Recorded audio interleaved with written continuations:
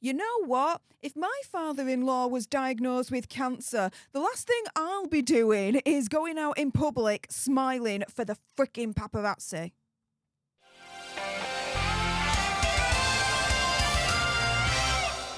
Hey up everyone, it's me, Steph, the alternate, your nerdy alternative, looking after Popcorn Planet whilst Andy is away at the moment. And yeah, this is absolutely unbelievable, you guys. Not only is Megxy, opinion conspiracy theory ever, refusing to travel back to the UK to visit King Charles after his cancer diagnosis, and we'll be discussing that later on in this video, but for the first time, for her being seen since he was diagnosed with cancer, she's freaking smiling. She's beaming as she drives near a $14 million Montecito home. Hours before, Aza returned home after 24 hours in London to see King Charles. So yeah, she was flashing smiles as she drove around near her home. Apparently she looked relaxed from behind the wheel of a Range Rover in a baseball cap and dark oversized sunglasses, and sipped from a coffee mug as she drove along. Yeah, because like I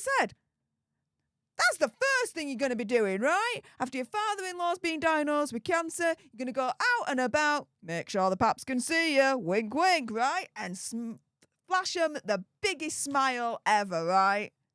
What is there a freaking smile about? Her father-in-law's just been diagnosed with cancer, and she's smiling? She's a opinion conspiracy theory of an absolute sociopath. This is insane.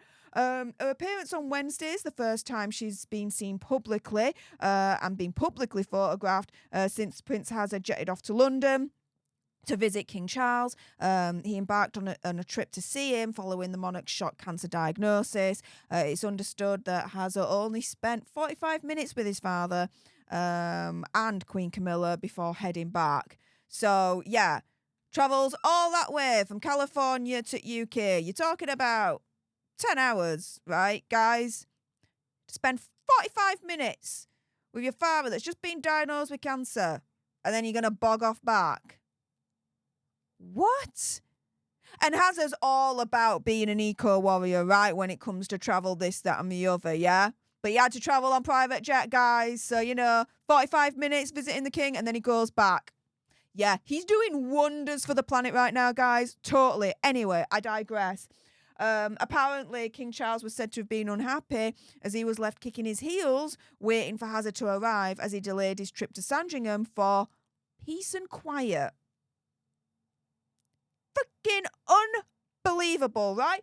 But what's even more unbelievable, this freaking picture. This is the picture of Megxy. All credit goes to Backgrid. I'm showing this picture and it's fair use for commentary purposes here.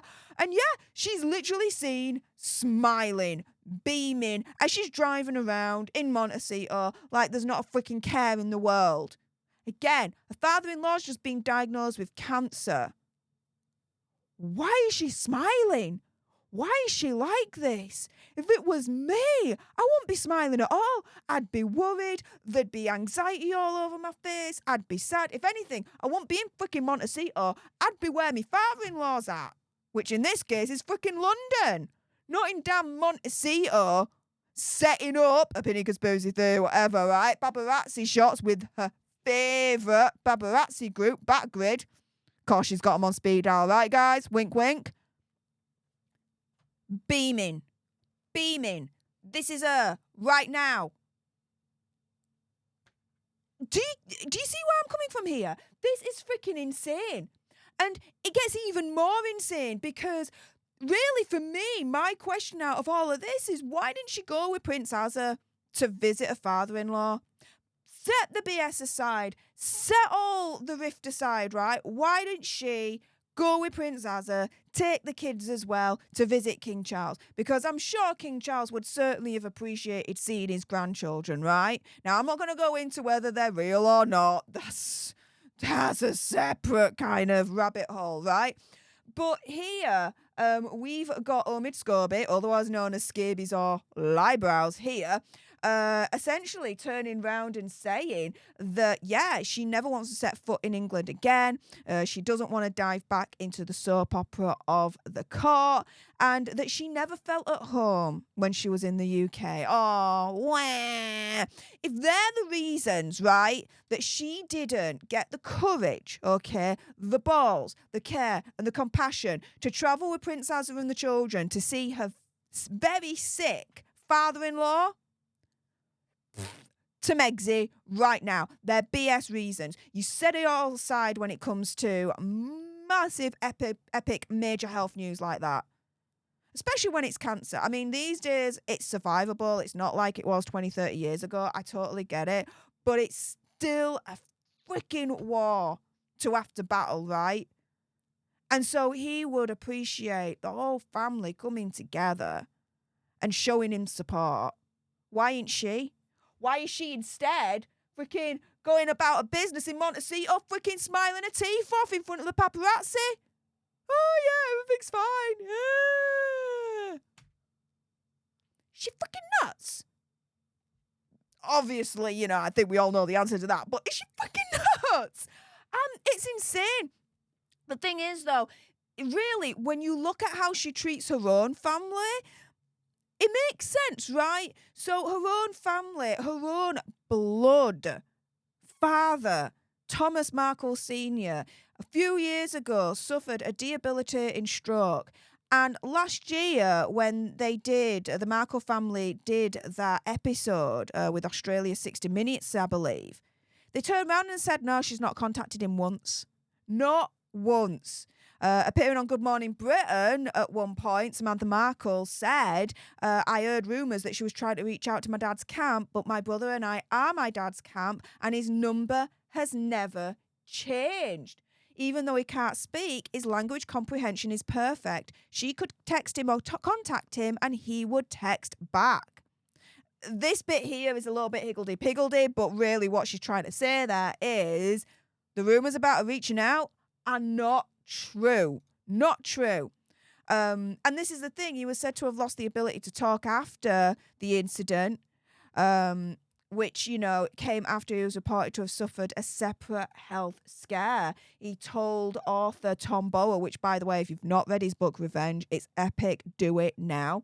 He says, I've just fallen. Thankfully, some good people picked me up from the pavement. I'm going to head home. After being discharged, he said, I feel hugely grateful and know how lucky I am to be alive. I want to thank everyone, especially the wonderful doctors and nurses who saved my life. They are angels. I've been deeply moved by loving messages I've received from all over the world. People have been so kind. I can't speak right now, but I'm working hard and will thank people properly when I can. And this stroke was caused by a blood clot on the right side of his brain.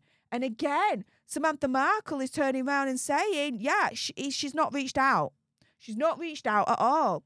And speaking of that episode with the Markle family last year in Australia, one of the big bits that came out of all of that was Thomas Markle Sr. turning around and saying that he refused to be buried by Megsy whilst he was still alive. After Prince Aza claimed that she was mourning his loss. And even then said he'd still not heard from her in 4 years, now reportedly 5 years. He turns round and he says, if she doesn't turn up for a stroke, if that doesn't move her, then what would? And I would reverse that for King Charles and turn around and say, do you know what? If she doesn't turn up for a cancer diagnosis, if that doesn't move her, what would? But you know what does move her? Yeah. Moving around in Montecito in a car, in front of Backgrid, surprise, surprise, freaking smiling her backside off. This is the first time we see her since the freaking cancer diagnosis. You'd think she'd have a few more brain cells up here to be like, you know what? Smiling, me ass off, probably not a good look. I better look a little bit more somber and respectful, given that my father-in-law has just been diagnosed with cancer.